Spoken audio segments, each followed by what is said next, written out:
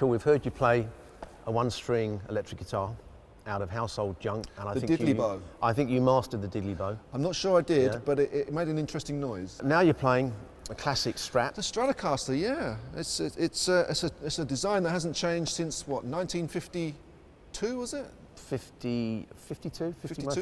Dave Gilmour's got the first one, isn't he? Dave Gilmour, of course, classic Strat player.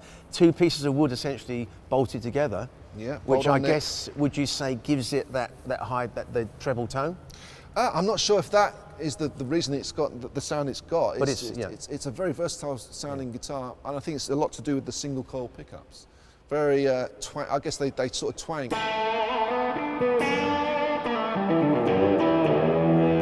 And of course the tremolo arm being pretty much unique to the Fender Stratocaster. Well, yeah, that's the thing that the Strat has got is the what we call it a whammy bar, I guess is it's the non-technical term for it. Yeah.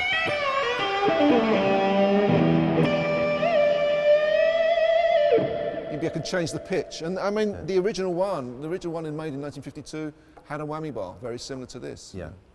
And what about the pickups? Pickups, essentially going back to the 50s.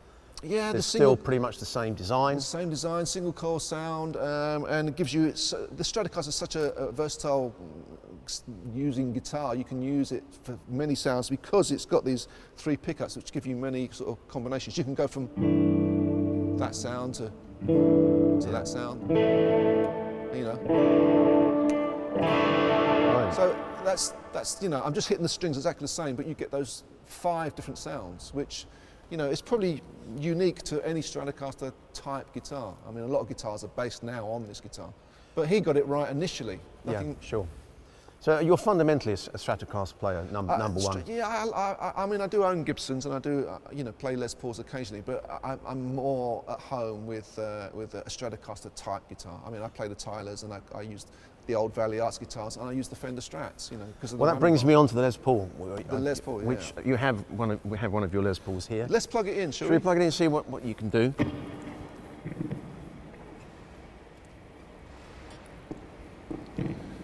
Oh, thanks. Okay. So the Gibson Les Paul,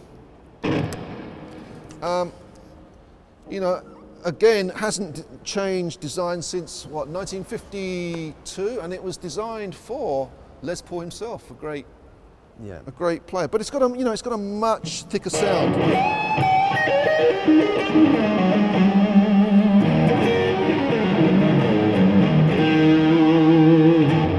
It's a real thicker sound, The fundamental difference would you agree, that you got a bolt-on neck with 2 pieces of wood there. With the Fender. And with this we've got, was it 5 pieces of wood that are glued together? Yeah, essentially with still hand-built processes. Yeah, and mahogany back, maple top, and the humbuckers are got much more output than the single coils. So you get a much great for rock, I guess. That's why so many players like Slash use it. Yeah.